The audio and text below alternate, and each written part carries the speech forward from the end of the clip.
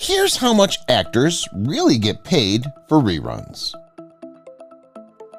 Every actor's dream is to get a part on a hit show. Movies are a great way to make money quickly, but a successful series can bring in money for a long time after it ends. Depending on their syndication deals, stars can make millions of dollars over the years just from residuals from reruns. Most syndication deals are easy to understand. At some point during the show's run, the star signs a contract that says how much he or she will make from reruns. There are many things that go into the decision, such as how popular the show is and how likely it is that the network will show it again and again. From the whole cast of Friends to the wealthiest Emmy Award-winning actors, these people show that it's not just the big screen where the real money is, but also the small screen. Keep watching to find out why these stars' accountants always look happy. Ted Danson, Cheers. 11th season's last episode, date aired 5/20/1993. Up to $5 million a year for show residuals. Ted Danson has had a successful career, but his most famous role was as the main character in the NBC show Cheers. Cheers was and still is one of the most popular TV shows of all time. After the show aired, some interesting facts about it came to light. For example, the Bull and Finch pub was chosen as the show's location by looking it up in the phone book. The people making the movie asked Tom Kershaw, who owns the bar, to film inside. Kershaw agreed, but only for $1. Danson's bank account has grown since then, thanks to roles in shows like Curb Your Enthusiasm, Bored to Death, and The Good Place. Danson could rest easy knowing he would still get up to $5 million from his 1980s sitcom if he decided to retire. Most of us can't expect to get a pension as nice as that one. Bob Saget, Full House. Episode 8 of the last season, date of airing May 23, 1995. Up to $2,000 per year in residuals. On Full House, Bob Saget played Danny Tanner, and he's made the most money from residuals of anyone in the series. In an interview, he said that these checks still didn't add up to much. He said that because he wasn't an executive producer, he made between $2,000 and $2,000 from the popular sitcom after it was over. He said that if you get residuals, you end up with nothing. Saget probably has a lot more passive income now that his Full House spin-off, Fuller House, which airs on Netflix, is making money. Fuller House has 5 seasons, but it ended in the spring of 2019 because fewer people were watching. Jeff Franklin, who made the show, is still making a lot of money from residuals. Full House was shown all over the world, and in some places it even got more popular when it was shown on more channels. One of the main uncles on the show, Dave Coulier, said that Full House was still G-rated even though it was about a dysfunctional family. David Caruso, CSI Miami. Episode 10 of the last season, date aired April 8, 2012. Show residuals up to $100,000 per year. The main character on the crime show CSI Miami was played by the actor and producer David Caruso, who's now retired. He was in the business from 1975 until 2012. He played Detective Horatio Kane. People can't get enough of true crime shows, so CSI and Law & Order both have lots of spin-offs. Caruso can retire in peace because the show's reruns, which are shown on cable TV and streaming services, bring in money for him without him having to do anything. It's said that CSI made over $6 billion in total. Anthony Zuiker, who's worth $150 million as the show's executive producer, came up with the idea for it. Nina Tassler, a TV critic, said that CSI Miami was a key player in CBS's rise to the top. As of 2018, the total value of CBS is $21.86 billion. It brings in $14.154 billion a year. Who knows where those numbers would be without CSI Miami and David Caruso? Everybody Loves Raymond's Ray Romano. The last episode of Season 9 aired on May 16, 2005. Up to $18 million per year from show residuals. Ray Romano may be well known to younger people for his roles in the Ice Age movies, but he became well known to a much wider audience as the star of CBS show Everybody Loves Raymond. The show ran for 9 seasons before it ended in 2005, which made fans sad because they would have liked to see more of what the Barone family did. You might not know that every episode of Everybody Loves Raymond was made in a single work week. On Monday, the actors went over the play's scripts. After making changes to the script and setting up the camera, filming started on Friday. The house where E.T. was filmed in Merrick, New Jersey is now worth $500,000. Romano is one of the wealthiest Emmy-winning actors of all time, and most of that's because he keeps getting royalty checks.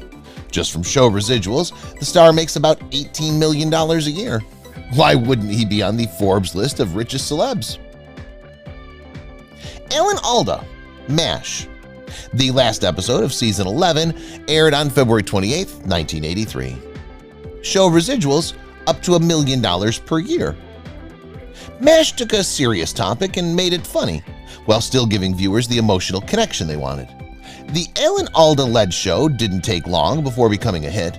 At first, the actor who played Hawkeye was paid about $10,000 per episode. But by the end of the series, this had grown a lot to about $235,000 or so. Alda doesn't make as much money as some of the other famous sitcom stars. Depending on how the show is syndicated, he makes up to $1 million per year in royalties. Alda is still a very rich man because he's had a very successful career. Alda has also made some money from many spin-offs and specials in which he's been a part. After MASH was a spin-off of MASH that ran for 2 seasons, from 1983 to 1985. Trapper John M.D. did better than the other spin-offs. During the 80s, there were also documentaries and movies. David Hasselhoff, Baywatch. The last episode of Season 11 aired May 14, 2001. Up to $4 million a year from residuals. Baywatch was more of a cultural phenomenon than a TV show. It made Pamela Anderson famous, and she went on to become one of the most famous women in the world since Marilyn Monroe. David Hasselhoff, who played Mitch, who often didn't wear a shirt, was in charge of everything. Baywatch was once one of the most popular TV shows in the world. There were 1.1 billion viewers each week, but these people didn't start watching until after the show was canceled by NBC. NBC didn't realize it needed to put Baywatch into development until the show went back on the air, though with setting changes and cast overhauls. Even though Baywatch isn't rerun as often as some other shows, Hasselhoff still makes a lot of money from the hit series. Hoff's job as a beach patrolman could earn him about $4 million a year. The actor also had a small role in the movie based on the series that came out in 2017. Betty White. Golden Girls. Up to $3 million per year from show residuals. In many ways, the Golden Girls was way ahead of its time. Even though it was in the early 90s, Beatrice Arthur, Betty White, Rue McClanahan, and Estelle Getty all talked openly about all parts of being a woman. The script is funny and the actors are so good that even after all these years, it still holds up. At nearly 100 years old, Betty White passed away as an icon. In her later years, the actress may have slowed down her career, but her work on the Golden Girls kept her bank account looking young by adding $3 million a year. The house that the Golden Girls lived in is in Brentwood, California. The house, which was used in the opening song, Thank You for Being a Friend, went on the market in 2020 for $3 million. In the show, the house was in Miami, but the first house that was used until Season 3 was damaged by a hurricane. Jim Parsons. Big Bang Theory. The last episode of Season 12 aired May 16, 2019. Up to $10 million per year from show residuals. Jim Parsons got a lot of attention for playing Sheldon Cooper, the strange genius who said funny one-liners without even trying. Like Johnny Galecki and Kaley Cuoco, he became well-known because of his role in The Big Bang Theory. During the show's last season, Parsons made $900,000 per episode. His pay wasn't always like that. During the first 3 seasons, the most he made per episode was $60,000.